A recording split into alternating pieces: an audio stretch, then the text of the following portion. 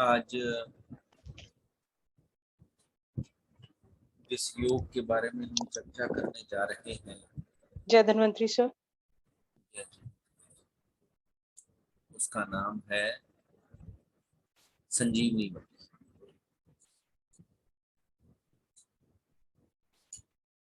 संजीवनी बटी सब जानते हैं, पहचानते हैं और यूज भी करते हैं। ये शारंगधर संहिता का जो मध्यम खंड है, उसका जो अध्याय 7 है, उससे 18 से 21 नंबर का जो श्लोक है वो संजीवनी बटी का है। और महर्षि शारंगधर ने इसको संजीवनी नाम क्यों दिया, तो वो अपने श्लोक की आखिरी लाइन में लिखते हैं, वटी संजीवनी नामना संजीवति मानवम। अर्थात रोगी को पुनः जीवन देने के कारण जिस प्रकार से भगवान राम को पुनः संजीवनी बूटी से पुनः जीवन दे दिया गया था, उसी वजह से उस संजीवनी बटी में भी यही ताकत है कि यह पुनः शरीर में ताकत दे। शुरू में जब हम प्रैक्टिस करते हैं तो संजीवनी बटी जो है वो बुखार में दी जाती है, ऐसा कहकर दिया जाता है। परंतु संजीवनी बटी जो है वो अग्निमान्य अधिकार की है, इसे हमें याद रखना चाहिए। और इसमें 10 घटक हैं। विडंगम नागरम कृष्णा पथ्या आम्लकम विभीतकम वचा गुरुचि भल्लातम सविषम च अत्र प्रयोजयेत्। 10 हैं। विडंग है, नागर है, नागर माने मुस्ता, कृष्णा माने पिपली, पथ्या आम्लक विभीतक यानी त्रिफला, हरित की, आम्ल की और विभीत की, वचा गुरुचि भल्लातक और वत्सनाभ। यह 10 जो हैं क्या है, कंटेंट है। विडंगम नागरम कृष्णा पथ्या आमलम आम्लकम विभीतकम वचा गुरुचि भल्लातकम सविषम च अत्र प्रयोजयेत्। ये 10 नाम याद कर लीजिए अच्छी तरीके से। अब ये जो 10 द्रव्य हैं, इस बटी में अब जो नए वैद्य हैं वो क्या करते हैं कि इसमें शुद्ध हिंगल भी मिला लेते हैं थोड़ा सा, इसको अधिक प्रभावशाली बनाने के लिए। तो क्या करते हैं कि विडंगम नागरम कृष्णा पथ्या आम्लकम विभीतकम वचा गुरुचि भल्लातकम सविषम चत्र प्रयोजित, इन सब द्रव्यों को लिया। एतानी संभागानी, इन सबको समान मात्रा में लेकर गोमूत्रेणैव पेशयेत, गोमूत्र में क्या करते हैं, पीसते हैं। गुंजाभा गुटिका कार्या दद्याद आद्रकये रसे।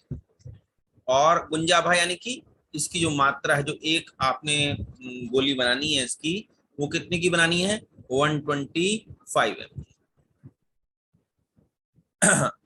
गुंजाभा गुटिका कार्या दद्याद आद्रक जे रसे। और इसको किसके साथ देना है, अदरक, अदरक के रस के साथ देना है। फिर वो कहते हैं कि विडंगम नागरम कृष्णा पथ्या आमलकम विभीतकम वचा गुरुचि भल्लातम स्वशम चत्र प्रयोजेत एतानि संभागानि गोमूत्रेण पेशयेत गुंजाभा गुटिका कार्या दद्याद आद्रके रसे एक आम अजीर्ण गुल्मेशु।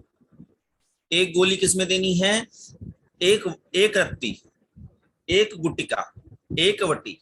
कब, when you feel the patient is suffering from indigestion or abdominal lump pain।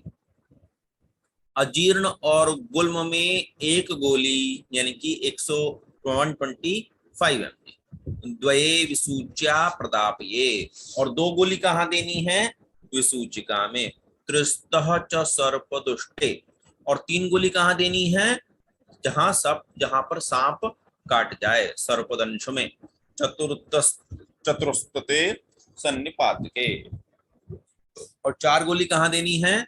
जहां पर सन्निपातिक स्थिति हो या सन्निपातिक ज्वर हो। समझ गए? जी सर।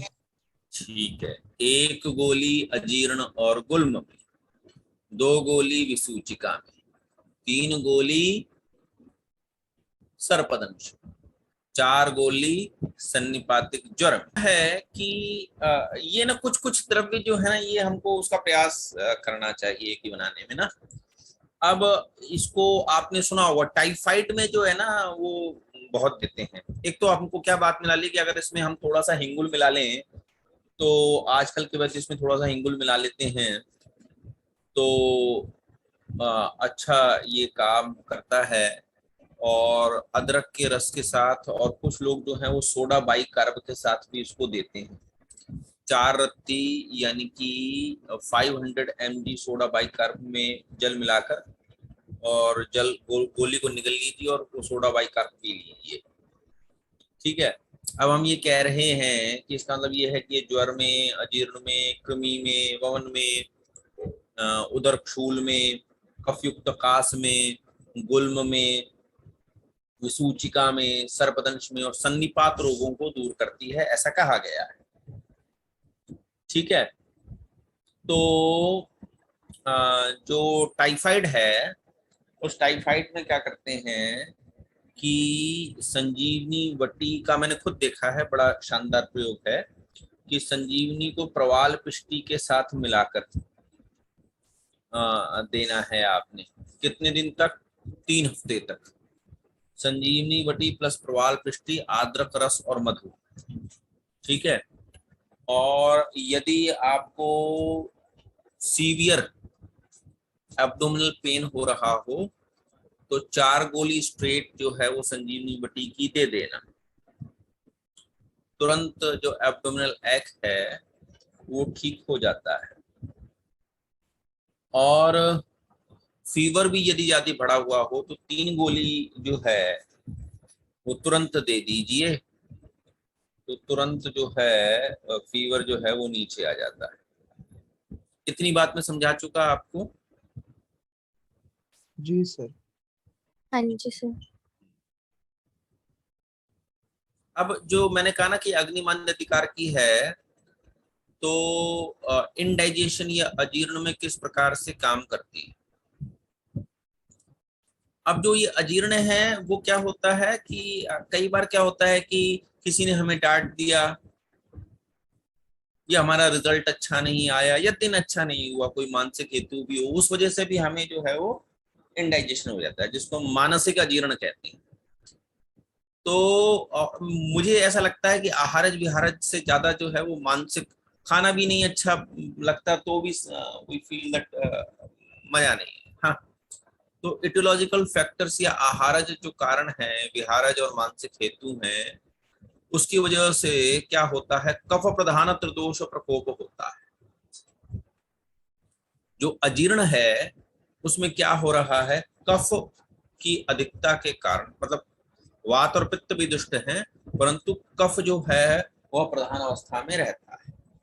ठीक है। जिसके कारण क्या हो जाता है कि ये जो कफ अधिक हो रहा है ये मंदाग्नि करता है, और उस मंदाग्नि के कारण, वो उस कम आंच के कारण भोजन जो है वो अपचित रह जाता है। और फिर क्या रहता है कि जो आहार है, आहार रस है, वह आहार रस जो है वह दुष्ट हो जाता है, वह आहार रस अपचित होता है। और जब वो आहार रस अपचित रहता है और मंदाग्नि के कारण, कफ की प्रक्रिया के कारण वो थोड़ा सा भारी हो जाता है, तो आम दोष उत्पन्न हो जाता है, और फिर बहुत देर तक पड़े रहने के कारण यह आम विष को उत्पन्न करता है, जिसके फलस्वरूप अजीर्ण उत्पन्न होता है। प्रोबेबल पैथोलॉजी ऑफ विसूचिका, गैस्ट्रोएंटराइटिस हो जाए तो क्या होता है कि इसमें मानसिक हेतु नहीं है ना, कि भाई आपने तो बाहर गए या बस स्टैंड पे गए या होटल में गए और खा लिया सूत्र, अब इसमें भी क्या होगा कि ये अलग अलग चीजें होंगी कि कफ दुष्टि, कफ कफ का स्थान अमाशय, अमाशय में अन्नवा स्त्रोतस, अन्नवा स्त्रोतस दुष्टि, अन्नवा स्त्रोतस दुष्टि में विमार्ग गमन, और जब विमार्ग गमन हो गया तो उल्टी हो गई, है ना। कफ दुष्टि, कफ का स्थान अमाशय, और वहां पर क्या है, अन्नवाह स्त्रोतस है। उस अन्नवाह स्त्रोतस में स्त्रोतस दुष्ट हो गया, ठीक है ना।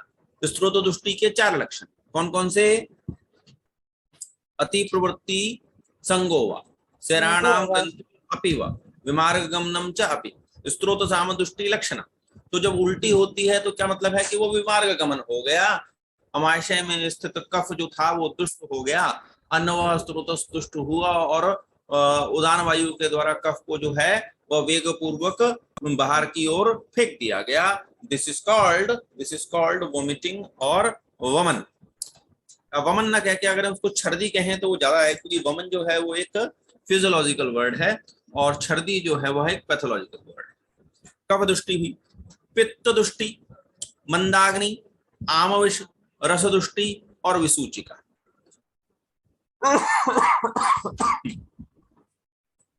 एक्चुअली में पित्त दुष्टि क्या है कि पित्त दुष्टि का मतलब क्या है कि पाचक पित्त जो है वह अपना कार्य सही तरीके से नहीं कर पाया ड्यू टू कफ दुष्टि, और उसकी वजह से आम बना, और फिर वो आहार रस, और उस आहार रस से रस धातु दुष्ट हुई, जिसके फलस्वरूप विसूचिका उत्पन्न होगी। वात दुष्टि, पक्वाशय, वात का स्थान पक्वाशय, पक्वाशय में पुरीश्वास्त्रोतस, पुरीश्वास्त्रोतस दुष्ट हो गया तो अतिप्रुत होने लगा, तो विरेचन अतिसार हो गया, परगेशन हो गया, है ना। तो यहां हम ये देख रहे हैं कि अति प्रवृत्ति भी है और क्या है, विमार्ग गमन भी दिखाई दे रहा है, और क्या दिखाई दे रहा है साथ में, जो आम उत्पन्न होगा ना वो संग के कारण उत्पन्न होगा। तो अति प्रवृत्ति, संग और विमार्ग, ठीक है, ये समझ में आई। प्रोबेबल पैथोलॉजी ऑफ गुल्म, पेनफुल एब्डोमिनल लुम्ब, आहारज विहारज हेतुओं के सेवन के कारण वात प्रकोपित हुआ, और ये प्रकोपित वात ने क्या किया, उददह कफम पित्तम, कफ और पित्त को उभाड़ दिया, कफ और पित्त को दुष्ट कर दिया, जिसके कारण क्या होगा, मार्ग अवरोध ऑफ वात बाय कफ एंड पित्त। ऊर्ध्व गमन ऑफ प्रकोपित वायु, वायु जो था वह विमार्ग गमित हो गई, विशिएटेड वात इंस्टेड ऑफ इस normal downward movement starts moving towards upper parts of the body. ऊर्ध्व गमन ऑफ द प्रकोपित वायु in case of independent vitiation of vat get accumulated in pakwashay when vat associated with pitta and kapha accumulated in पित्तक आशय, है ना। शूल उत्पत्ति होती है और गुल्म होता है। गुल्म के 5 स्थान हैं। गुल्म के कितने स्थान हैं, हृदय, बस्ती, नाभि और दोनों पार्श्व, 2 पार्श्व। हम इसको कैसे समझते हैं, हम इसको ऐसे समझते हैं कि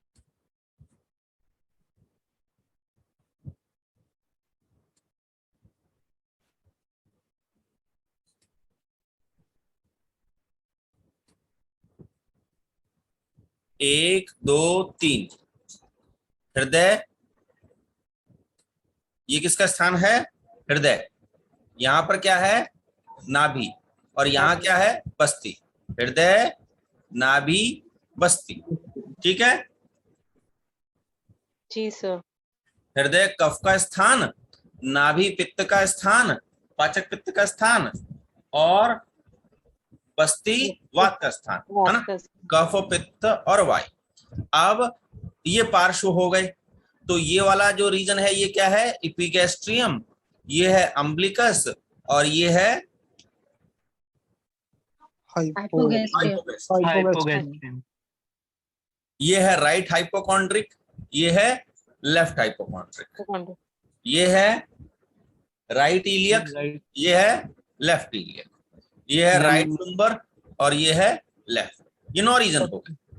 अब पेन यहीं कहीं होगा, इन 9 में से किसी एक रीजन में होगा।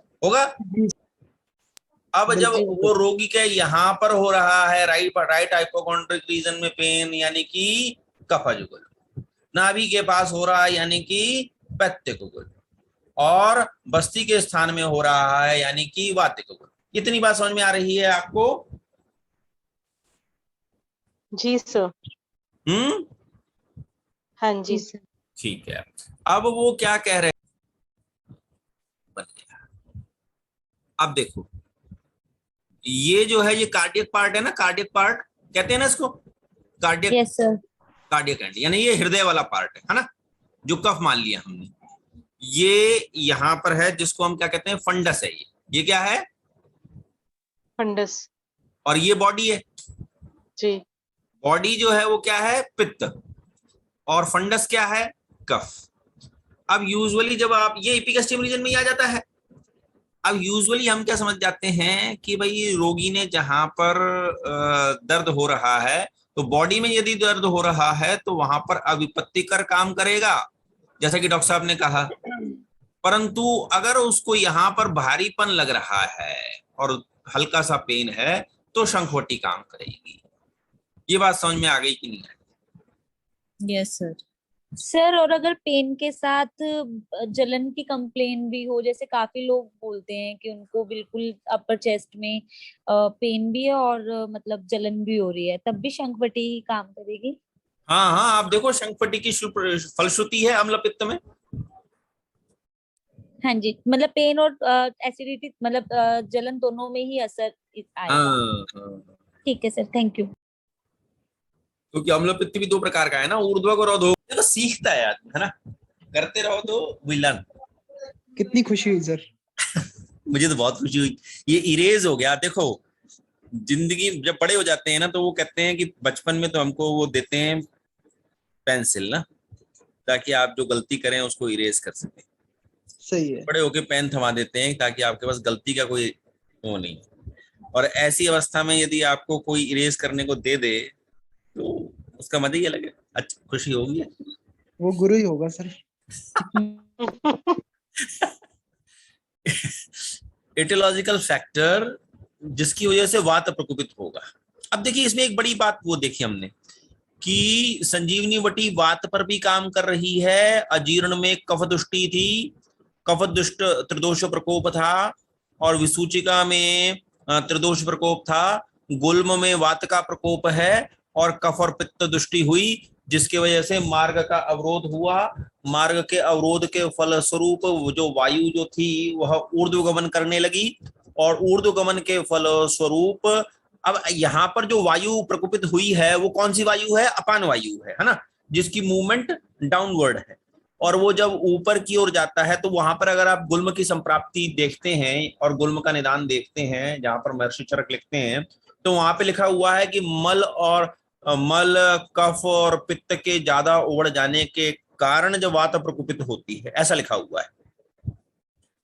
और फिर वो क्या करते हैं, क्योंकि वो वायु जो है वो जहां जहां जाती है वहां वहां पर शूल उत्पन्न करती है और गुल्म रोग उत्पन्न होता है। ये बात समझ में आ गई आपको?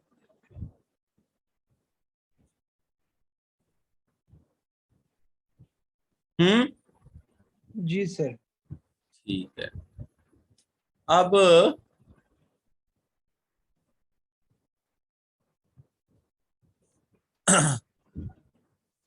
फीवर, एटियोलॉजिकल फैक्टर मिथ्या आहार विहाराभ्याम दोष है अमाशय आश्रया बहिर्निरस्य कोष्ठाग्निम जोरदासूर सानुगा। ठीक है ना।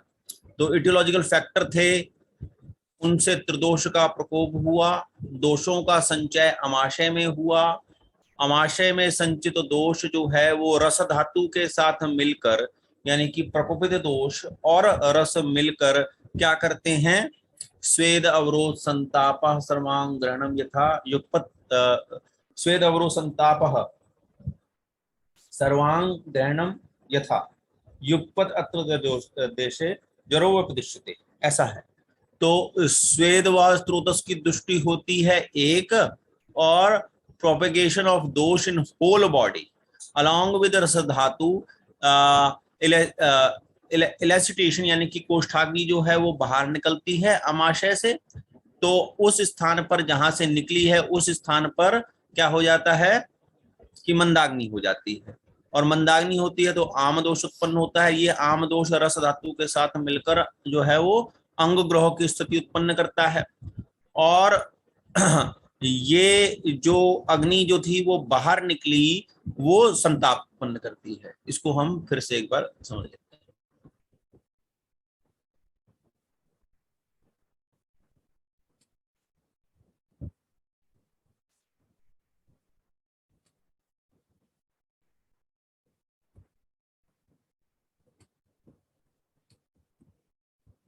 अब ये जो अमाशय है,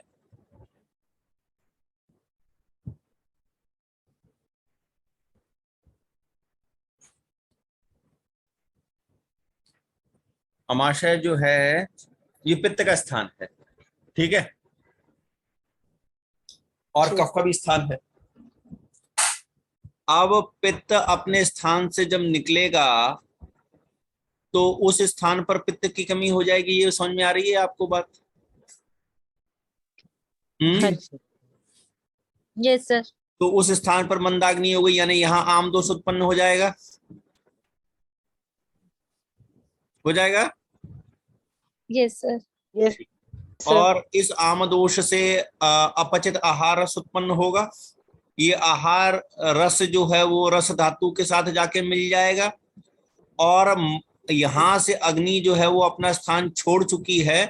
तो वो जो छोड़ चुकी अग्नि अपने स्थान को छोड़कर कहीं और गई है, तो वहां पर वहां के पित्त के साथ मिलकर संताप को उत्पन्न करेगा और अंगमर्द को उत्पन्न करेगा। ये दोनों बातें समझ में आ रही हैं आपको?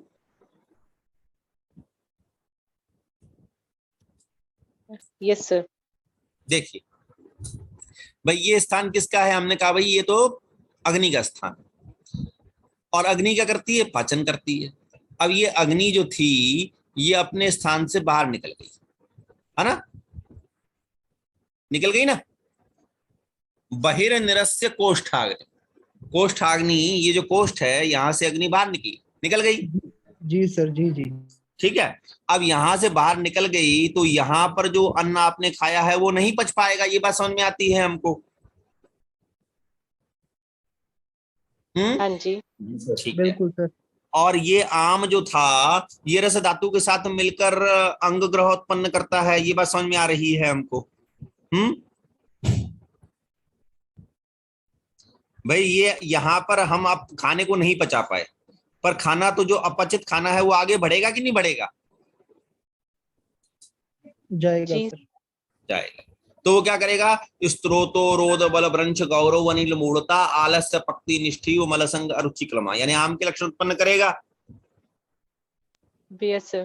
करेगा जी। और अग्नि जो थी वो अपने स्थान से निकलकर बाहर निकल गई, तो जहां जाएगी वहां पर वो स्वयं की अग्नि और उस स्थान की अग्नि जब दो पित्त आपस में मिल जाएंगे तो संताप को उत्पन्न करेंगे, यानी फीवर हो जाएगा। संताप उत्पन्न होगा कि नहीं होगा? जी सर। ठीक है। अब वो संताप जो है वहां उत्पन्न हो रहा है, आम जो है उसको चारों ओर से घेरा हुआ है, जिसकी वजह से पसीना भी बाहर नहीं निकल रहा है। ये बात समझ रहे हैं आप? समझ रहे हैं सर। भाई अग्नि यहां से निकली और उसके साथ आम था, आम ने उस अग्नि को चारों तरफ से घेर रखा है। तो वो जो अग्नि, उस अग्नि के संताप जो शरीर में महसूस हो रहा है वो रोमकूपों से बाहर नहीं निकल पा रहा, स्वेद अवरोध की स्थिति है। इसीलिए अगर बुखार में पसीना आ जाए तो हम ये सोचते हैं कि बुखार ठीक होने लग गया। ये बात समझ में आ रही है कि नहीं आ रही है आपके? जी यस सर। सर। है ना। स्वेद अवरोध संतापः सर्वांग ग्रहणम यथा, तीन कहे कि ये तीनों लक्षण यदि एक साथ हो, पसीना निकाल पाने में आप असमर्थ हैं, अग्नि अपने स्थान से च्युत होकर किसी और स्थान पर जाकर संताप उत्पन्न कर रही है, और वह च्युत अग्नि जब अपने स्थान से निकल गई तो अपने स्थान पर जो उसका कार्य था वह मंद होकर अंग ग्रह को उत्पन्न करता है। ये बात समझ में आ रहा है कि नहीं आ रहा? बिल्कुल आ जी रहा है सर, यस सर। जी ठीक।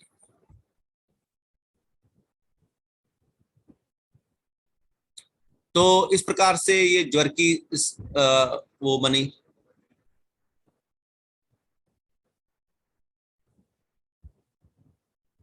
अब हम संजीवनी बटिका